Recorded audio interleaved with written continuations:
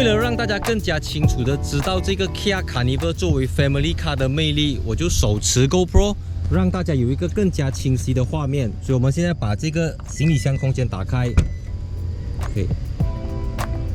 所以这个时候你可以看到呢，这个如果你是妈妈的话，你就可以坐在这个地方，那你就可以把 baby 放在这边。前提是你要想办法固定这个baby car seat， 然后前面再放多一个 baby car seat， 所以你这边可以放2个。而且如果他要走去前面的话，也非常简单，因为这2个椅子呢，它是能够flip 起来的，所以它可以走去前面。就是去吃中餐的话，你差不多1辆车就可以载满一整桌子的人，还多一个这样子。然后你一直听到哔哔哔，是因为呢它有 Smart Power Tailgate 嘛，所以当我一离开这边过后呢 ，OK， 现在我已经离开了。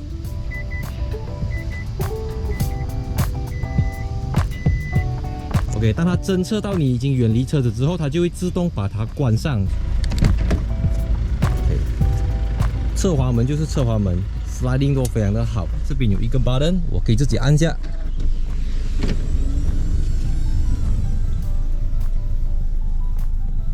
如果你 baby 坐在这边的话，第3排了哈。如果它晒到太阳的话，这边还有一个遮阳帘。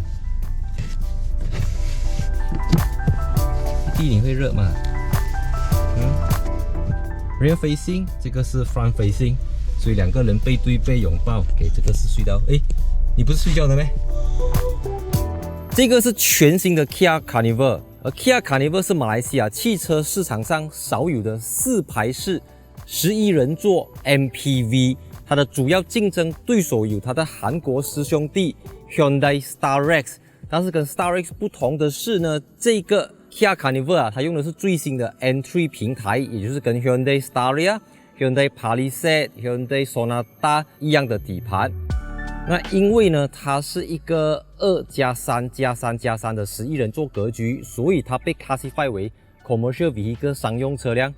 就 van 车了，所以它的售价呢，虽然是 CBU from Korea， 它只要196,340块，就比起采用相同引擎、相同底盘的 Hyundai Staria 便宜了差不多16.160万马币这样子。所以今天这集我们就来看一下这个第4代的 Kia Carnival 到底有什么吸引人之处，而我个人认为它很有可能成为2022年的 MPV of the Year。当然，它除了是全新的 Kia Carnival 之外，最重要的是它已经换了全新的经销商，也就是由 Prima Maju Auto Sdn Bhd 引进，由 Dynamic Jaya Motor Sdn Bhd 独家代理。而这个 Prima Maju Auto 和 Dynamic Jaya Motor 其实就是 Bermas Auto， 也就是在卖着 Mazda Malaysia 还有 Peugeot Malaysia 的代理商。为了让马来西亚消费者重拾对 Kia 的信心， Bermas Motor 也为 Kia Carnival 提供5 years warranty 和5 years 或者10万公里的 free maintenance， 就是以这样子的价钱、这样子的造型、这样子的设备，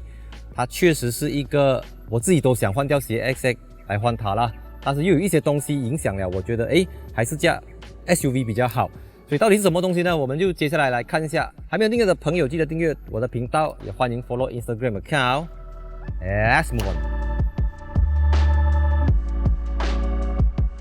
第1代 Kia Carnival 诞生于1998年，当年在马来西亚还有另外一个身份叫 Nazaria。那我相信今时今日你在马来西亚的公路上面都不难见到前几代的 Kia Carnival， 因为与这个价钱、这个空间，让它在马来西亚的 MPV 市场占有一席之地。而跟前几代的 Kia Carnival 最大的不同是，这个第4代的 Kia Carnival 呢，它是由鼎鼎大名的黎巴嫩裔加拿大籍设计师 Karim Habib 一手设计的。而 Karim Habib 的 portfolio 非常的漂亮啊，他之前设计过 BMW 7 Series、G11 BMW 7 Series， 包括最新的 Kia Optima K5， 还有 Kia EV6， 都是出自 Karim Habib 之手。车头你可以看得到，它用的是 Dual LED 的车头灯，还有最明显的是 Kia 的 logo 换上了全新，笔画更加简单、更加有未来感的 Kia logo， 还有这个 Tiger Nose 虎鼻式设计，都让这一个 Kia Carnival 看起来不再是以前那一种可能面包车、van 车这样子的感觉。你看它整个 grill 这边是一粒一粒一粒这样子，而且是 chrome 发光发亮的。如何让一台面包车看起来不像面包车？ Karim Habib 用这个第4代的 Kia Carnival 回答你。这边一样是这个全新的 Kia 的 logo。我个人觉得这个 Kia Carnival 真的是非常非常好看的一台 MPV。你看它车尾灯整个造型啊、颜色等等，它真的是不会输给 Toyota Wildfire 啊、Toyota Alphard 这种大家印象中非常高级的这个 MPV。而且你看它的价钱是196千，它不到200千就可以给到你这种很 premium、很 luxury 的感觉。然后我们来看一下它的这个 brake 灯跟 signal 灯。brake 灯、signal 灯 ，right， 就跟我之前介绍的 Toyota Harrier 和 Hyundai Kona 一样，他们都是把讯号灯 signal 灯设计在下面，就是分离式的，尾灯是尾灯，讯号灯是讯号灯。一般上，当我们讲一台车子的动力数据的时候，观众们最关心的就是它的马力扭力。可是马来西亚的观众跟其他国家有点不同哈，马来西亚的观众最关心的是它有没有 gas lift 啊，它有没有油压感，有没有这个东西，有没有？当然它没有 ，OK， 所以你还是要用这根东西拔上来顶着它 ，OK， 所以这样可能马来西亚观众就我不要买这辆车，因为它没有 gas lift，OK。所以这个马来西亚售卖的这个 Kia Carnival 呢，它只有一种动力来源，就是这个 2.2L Diesel Turbo 柴油引擎，搭配8速自动变速箱，它有199 horsepower 和440 Nm。而这个440 Nm 啊，在1750 rpm 到2750 rpm 就可以爆发出来，让到你在拖着这个超过2000公斤的车子的时候，可以不这么费力。所以440 Nm 放在 Kia Carnival 身上已经可以足够应付高速、低速日常使用。真干阔咩？第4代 Kia Carnival 的车身长度是5155mm， 车宽1995mm， 车高1775mm。而重点就是这个1775mm 的车高，因为它就比 Hyundai Staria 矮了183mm， 也比一般传统的这种 MPV 还要来得低，还要来得矮。那再来，你注意看它的后轴后方是还有位置的，因为这个车子是有4排，所以如果你坐在第4排的话 ，basically 你就是坐在 rear suspension 的后面这样子了，非常非常长的一辆车。当然 Malaysia version 的这个 Kia Carnival 它还不是最高配的，因为它用的是18寸的轮圈，在国外就是19寸。再来就是它是有 Power Sliding Door 电动侧滑门的，一般的 SUV 无论你是6人座、7人座、8人座都好，他们都是不会用这样子的这个门，所以 Multi-Purpose Vehicle 还是有它有别于这种 SUV 的地方的。首先 Kia Malaysia 售卖的 Kia Carnival 目前只有一个 variant 一个款式，所以 Kia Malaysia 是尽可能的在控制成本、控制价钱跟给你 spec 之间取得一个平衡点。那我自己觉得是非常 OK 的，是它非常 balance 啦。先 start engine。OK， 那diesel引擎还是有这种很传统的diesel声音，这个就你没办法，因为它也没有给你汽油引擎选择。这辆车子我觉得最可取的就是它用了这个 12.3 寸的中控台萤幕，而且它不只是萤幕大罢了，它的框也小，然后再来它是支援 Android Auto 跟 Apple CarPlay， 然后当你在显示 Android Auto 的时候，它不是像 Mercedes 这样子给你4:3的比例，它是16:9全尺寸的，所以它能够像 Lexus 的萤幕这样子 multitask， 就是说左边是 Spotify， 右边是 Google Map， 或者左边是 Google Map， 右边是 Spotify， 所以是非常有诚意的一个萤幕，而不是像 Hyundai 这样子从便宜的到贵的到 Palisade 都是给你那个8寸的，而且是没有360度镜头的 Palisade 没有啦，所以你按下这个 button， 它有360，它有 reverse camera， 你可以 zoom in zoom out， 然后用各种不同的角度，而且它有 rear cross traffic alert， 就是推车警示系统，是非常非常实用的一个东西。当然成本考量它没有 Bose 音响系统，而是用了普通的6个 speaker。不过就我这几天加下来，我觉得这个音响如果就 driver 来讲是 OK 的。它比 Hyundai 好的是它有这个 12.3 寸的中控台萤幕，但是呢它就用的是实体仪表板，而不是像 Hyundai 全车系几乎都是用那个 10.25 寸的电子仪表板，可以根据不同的驾驶模式来切换它的 pattern。它是一个实体的仪表板，左边是 RPM， 右边是时速表，中间有一个 4.2 寸的 LCD， 然后这个 LCD 里面你可以去选择调整你的 Driving Assistant 啊，你可以在 Driver Assistant 里面看到它有 Blind Spot Monitoring，它叫 Blind Spot Safety， 有 Safe Exit 的功能。那美中不足的就是它不像 Hyundai 这样子有给你什么Adaptive Cruise Control、Autonomous Emergency Braking， 没有，它只有盲点侦测跟推车警示系统。所以 again 我还是要再次强调，它是尽可能的让它控制成本在20万200千以下。所以我觉得 I mean Kia Malaysia 它很聪明的偷掉一些你看不到的东西，像它没有给你 heated steering， 没有给你发热椅，没有给你这个 ventilation seat 通风椅，它都没有给你，它也没有玻璃天窗。但是我自己个人觉得啦，这些东西对马来西亚的市场倒还好，它不是一个 must， 不是一个必需品。必需品是这个东西，因为马来西亚人最关心的是你的 engine bonnet 有没有 gas lift， 有没有给你一个电视机这样子，所以它给你的是一个 Full HD 的高清电视机，而不是那一种4:3的四方形电视机这样子啦。所以我觉得就这个地方来说 Kia Malaysia 确实是非常的熟悉马来西亚消费者到底要什么。再来我现在坐着的这一款呢，它是有 Saddle Brown 马鞍棕色跟黑色皮革搭配的这个座椅。那据说这个座椅是马来西亚消费者相当受欢迎的，因为一般上马来西亚消费者都是不能够接受黑色以外的座椅，像白色、米色全部都是没有人要的。可是这个 Kia Carnival 它就有这个魅力，因为这个颜色的座椅啊，还有它的质感，它是打孔的，还有这些缝线等等，就让整辆 Kia Carnival 就摆脱了以往可能有一点 cheap 啦，可能有一点廉价的那种感觉。特别是你看这边用了这种 aluminium 的饰板，然后它的旋钮的质感，你摸起来，它这个是 Swift by Wire 的，就是没有那种传统一支这样子的排档杆。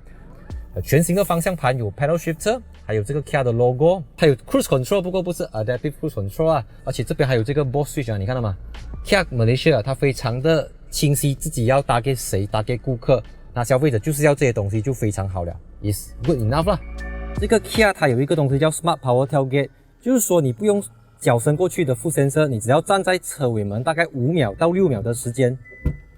它就会自己打开啊，所以你连脚伸过去的这个动作都省了。我现在坐在的这个地方呢，就是 Kia Carnival 最大的卖点，也就是它的第4排。那市面上你能够找到4排的 MPV、SUV、MPV 都好啦，都非常难找。所以 Kia Carnival 最大的卖点就是这边，所以我就把它的这个椅背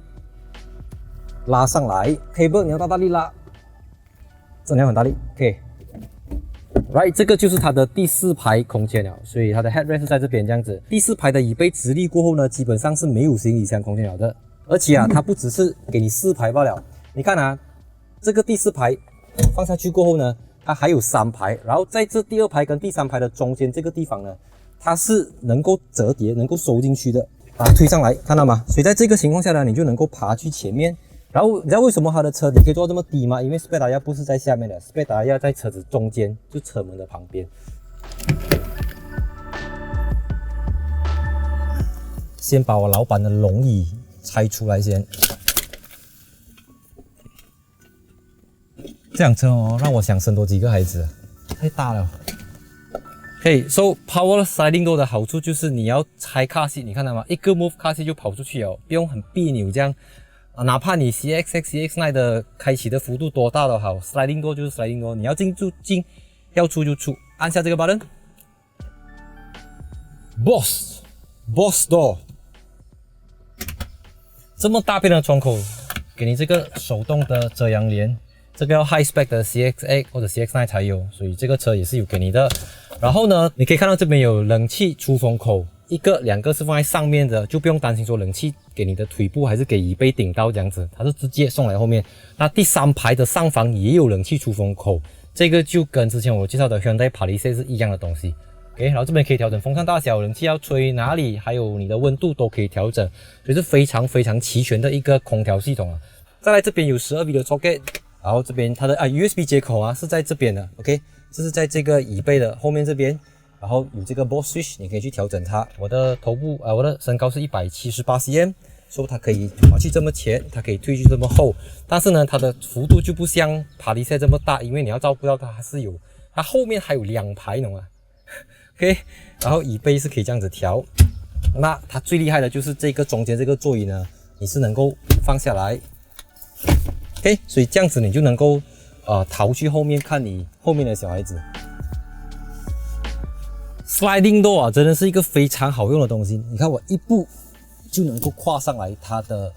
第2、第3，这个是第3排的空间，所以第3排的空间呢，一样能够 slide，OK， 因为很多的3排是 SUV， 第3排都是 fixed 的，它还是可以 slide， 而且第3排的这个滑动的这个距离啊，比第2排还要来得远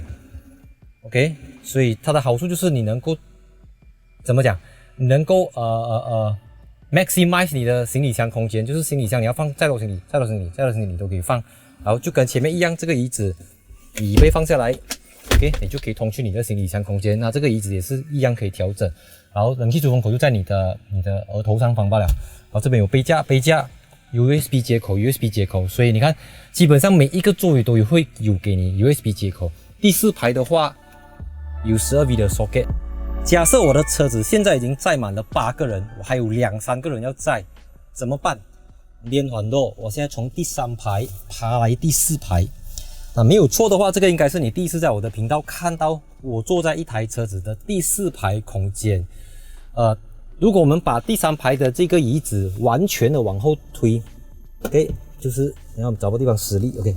你推到完的话，那第3排有非常宽裕的空间，那我的膝盖基本上就是顶着了。但是呢，如果我把它无限的往前推到完的话，我这个身高178cm 的人呢，这个我的膝盖还有2个拳头的空间，所以是非常的 flexible，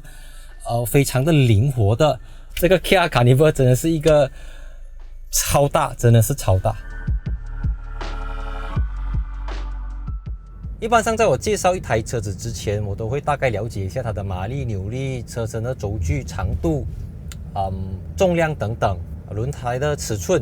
然后我大概在还没有驾之前，我就知道它大概会带给我怎样的感觉。可是这个 Kia Carnival 啊，它比我在账面上看到的还要来得好驾。因为照样看它就是一个柴油的 MPV 嘛，可是你驾驶起来它的这个 steering 很轻啊，非常容易摆，你完全不觉得自己在开着一个4排的 MPV， 一个2吨多的 MPV， 好像我现在还处在这个normal mode 罢了，我一踩油，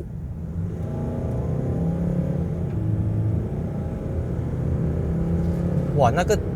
贴背感啊！你马上就能够 pick up 那个 speed 了。这个从1750 RPM 爆发出来的这个440 Nm 是多么的好用。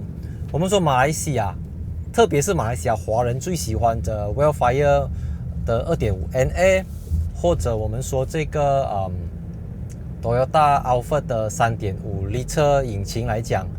它的这个扭力啊都不够这辆车子来。因为你看这辆车子的2.2 D 色它有440 Nm， 那一般上的这种 MPV 大概都是235 Nm 或者350 Nm 左右，所以当然那些车子不是说没有力，不过就会比较吃力。这个车子就没有，你一踩油，哇！但是呢，它的问题就是你在开着轴距超过3000 mm 的车子，你在 brake 的时候呢，你要很早 brake。因为它的这个 G-force 啊，当你 brake 的时候，你会觉得整个人很有压力，好像你后面会有排山倒海的那个重量往前面去推，所以很多时候你会觉得自己好像 brake 不到这样子呀。所以因为你开着 MPV 啊，你必须要有一个心理准备 ，OK， 你不可以像你在开 sedan， 不可以像你在开 SUV 这样子来开法。你在摆动左右，特别是在那些狭小的 car park， 你都要非常小心。是非常非常小心啊！你要留很多的位，你要很慢条斯理的去阿嘎它，因为 MPV 的作用是载人长途 cruising 长途行驶，而不是给你去拍弯烧口呢 ，Nope， 它不是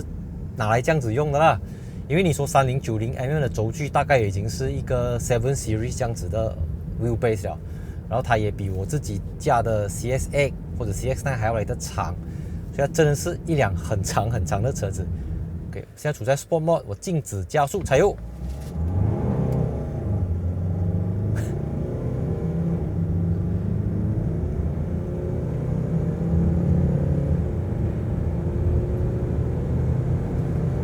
你可以看到那个 ESC 的那个灯在那边閃下閃下這樣啊，就是它的 traction control 出來做工了。因為你一拉油那個Nm那個大扭力 pick up 起來的時候，車子真的是哇，整個人往前衝這樣子。所以我覺得diesel is not the big deal 啦，好像打滿油這樣子，它的油缸，它的那個儀表板跟我講，我可以走超過800公里。那你開一個2噸多的車子，載這麼多人，一缸油不要講到800啦，可以走600-700公里都是很厲害的東西。所以你看 corner 非常的穩，真的是非常的穩。因为这个全新的 Hyundai Kia Entry Platform 啊，是一个用了很多的高刚性钢材，Advanced High Strength Steel 这些东西都是有在里面的。这辆车子你看你在摆，你不觉得自己在开着一个 MPV， 真的，因为它的离地间隙是172 mm，CX-5 是185，CX-X 是200，CX-9 是220，所以它比一般的中小型SUV 还要来的离地间隙没有这么高啦。所以没有这么高的好处就是，其实车子的重心是相对来的低。那不好就是可能你的行车视野就没有办法做到像 SUV 这样子。你看它整个车子很扎实啊，你会 feel 到它的悬挂，因为后面是用Multilink多连杆悬挂，所以它不会像那种 Pickup Truck 啊，因为 Pickup Truck 就是高扭力，然后马力大概就是120多、140-150这样子，它可以去到差不多200匹的马力啊，所以变成你在高速行驶，你比如说你踩120。再来，它还可以的，它可以一直去前面的。你看 pick up 那个 speed，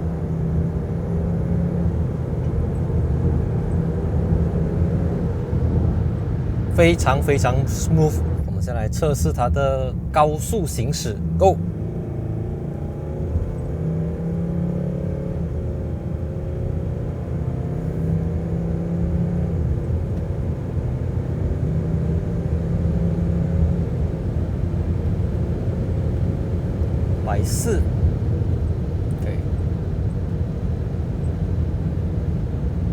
，OK， 很稳。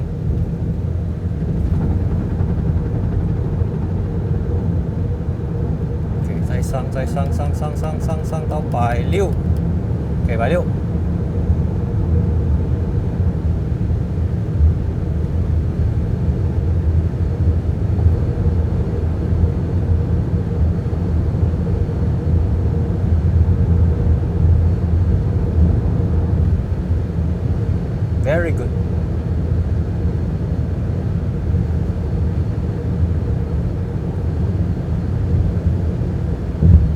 我觉得这种车子就是你大概处在一个，我觉得120、130就 just fine，你不要再快啊，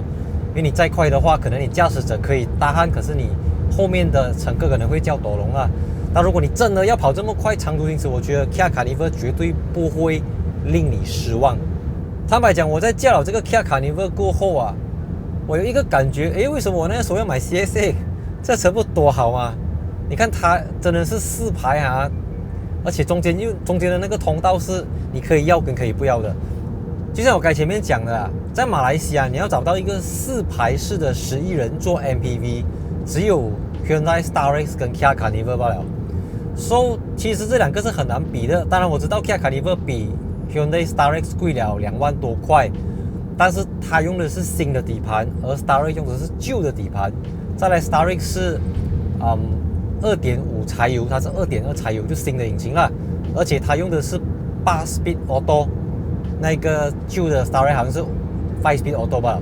所以比它多了3个牙，变成起步更加的快。然后你在跑，比如说我跑110的时候，我的 RPM 是大概是1700转这样子罢了，1700 RPM 我就可以走110了。又到我们做 conclusion 的时候了，所以按照惯例，我就先来讲一些不值得购买 Kia Carnival 的原因。第一个就是它大辆，但是它太大辆了，大辆到有时候你在一些小小的 car park 你很难阿嘎，而且车身不够高，你的视野不像 SUV 这么好。那第二个就是虽然它有 Blast Monitoring 跟 Record Saving Alert， 不过它没有自动紧急刹车系统，它也没有车道偏离辅助系统。对于这么大辆的车来讲，在 Highway 行驶就美中不足啦，就少了这个东西。再来一点就是它很难 brake 啊，比起 SUV 的话，你在 brake 的时候，你会觉得这辆车太重。当然不是它的问题，是所有 MPV， 你在开 MPV 之前，你都有一个心理准备，你不能再像以前这样子开车，你要根据这个车子的重量、高度、尺寸来阿嘎你的 driving behavior。值得购买它的原因就是第一个，它便宜 below 200千；第二个，它便宜不到200千；第三个，它只要196千，不到200千。所以你看，跟它的同门师兄 Hyundai Staria 都要卖到比它贵150千以上。当然 Hyundai Staria 有非常齐全的主动式安全辅助系统，而里面的设备都是更加的 premium。不过我觉得就载人就11人坐4排式的空间灵活性来讲，这个价钱这个价位你找不到一辆这么大辆，里面用 Saddle Bronze 的皮革这么 premium， 然后这么好用，然后又有力又省油的一个 MPV。所以目前为止2022年你问我如果只可以选一辆 MPV， 第4代 Kia Carnival 绝对是最好的选择。除非你有很多预算，不然 Kia Carnival 真的就是一个可以让你用200千买到400-500千的 value 的一辆 MPV。Right？ And 喜欢影片记得 subscribe 订阅我的频道，也欢迎 follow Instagram account and see you in my next video. 3, 2, 1, cut. Cut. 我现在坐在 Kia Carnival 的第3排，我就来模拟一下，一般日常我出门的时候都是这样子做的。所以一般我出门的时候，孩子坐在这边，老婆坐在这边，就可以看到2个孩子。那这个 Kia Carnival 好就好在它中间这个椅子呢是能够 flip 起来的，所以我能够直接去到第2排，甚至去到第1排都可以啦。然后我旁边的这个呢，如果我不要的话 ，OK， 它就可以变成一个扶手给你放东西这样子。那你这样子放的话，你就可以放 iPad， 可以放饮料什么等等。它是一个比你想象中还要实际、还要实用的一个东西来的。很明显呢，我现在就坐在 Kia Carnival 的最后一排，也就是第4排空间。所以刚才我们经过了一些小路过后，我觉得是比我想象中来的 OK 的，说不上舒服啦。你看，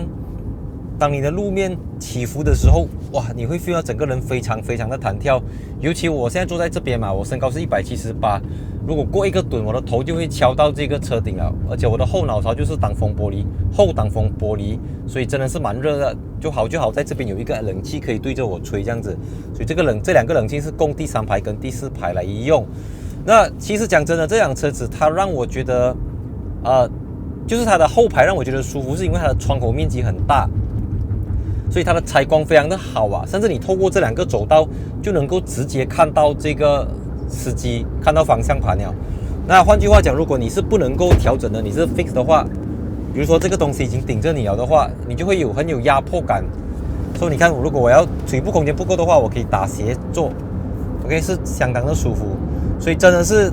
叫 Kia Carnival 是马来西亚的最实用的一个 MPV， 就兼具实用性跟空间性来讲，他讲第2，没有人敢讲第1了。